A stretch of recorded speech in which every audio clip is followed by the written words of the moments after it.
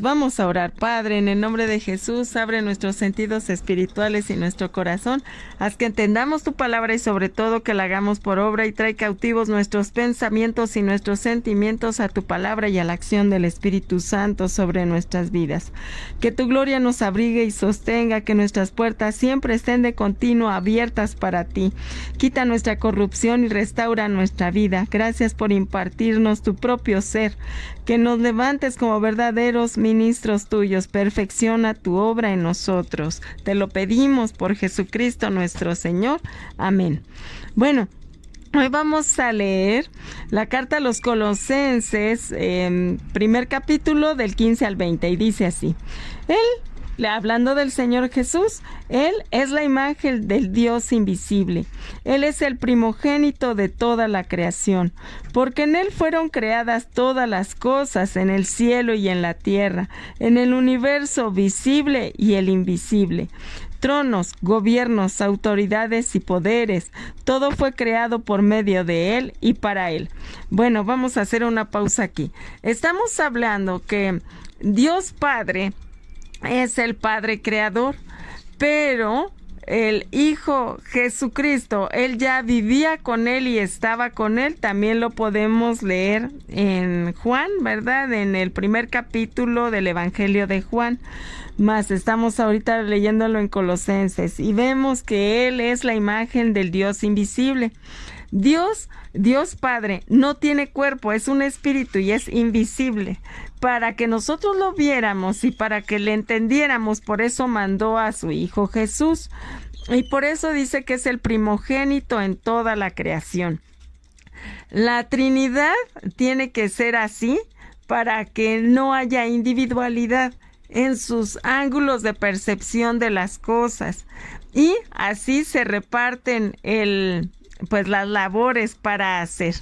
Realmente es un misterio bellísimo que solo lo podemos nosotros considerar y entender a través de la unidad, como si fuera una corporación.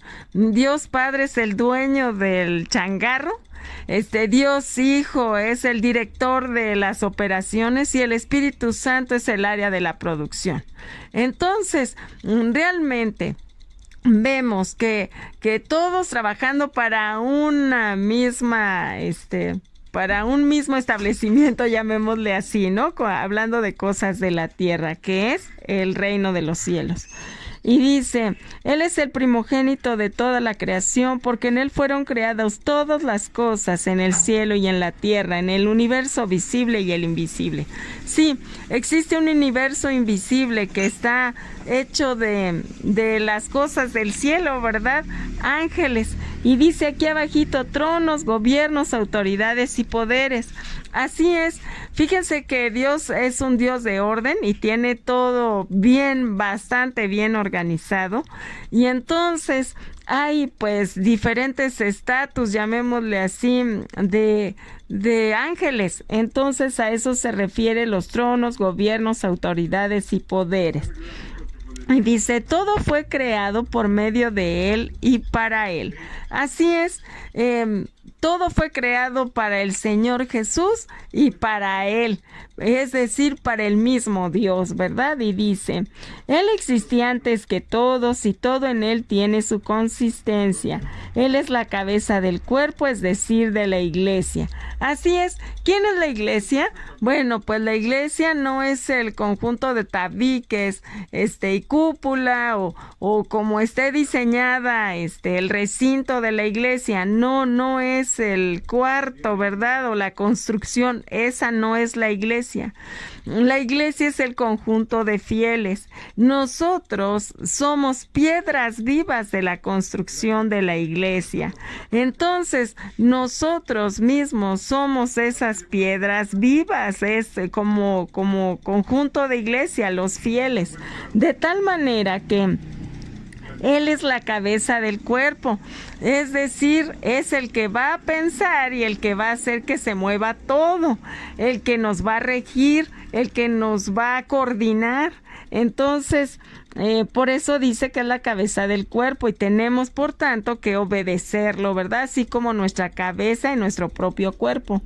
Y dice, Él es el principio, el primer nacido de entre los muertos, para que estuviera en primer lugar en todo.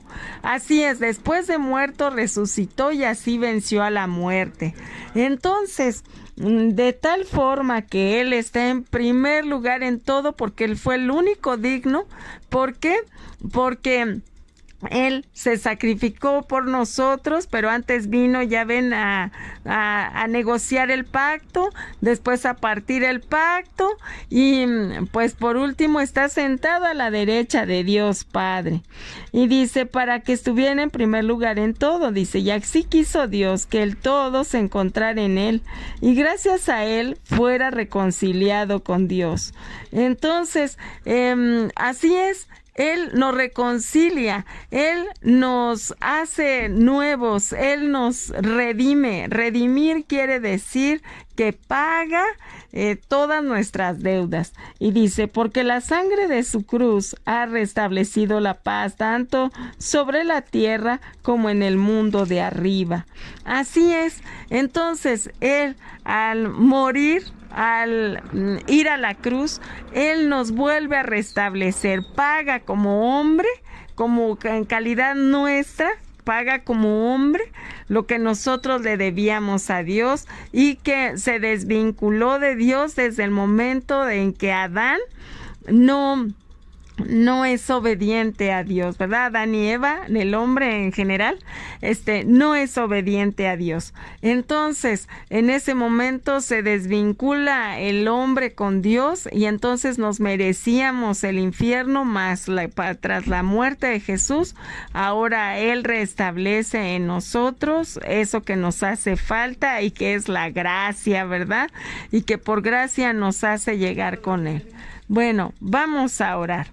Padre, en el nombre de Jesús te pedimos que abras nuestros sentidos espirituales y que entendamos todas estas cosas de la muerte del Señor Jesús, que entendamos quién es la Trinidad, quién es el Padre, quién es el Hijo y quién es el Espíritu Santo. Señor y Dios, ten misericordia de nosotros y ayúdanos a que quedemos totalmente convencidos de quién eres y qué quieres de nosotros. Te lo pedimos por Jesucristo nuestro Señor. Amén.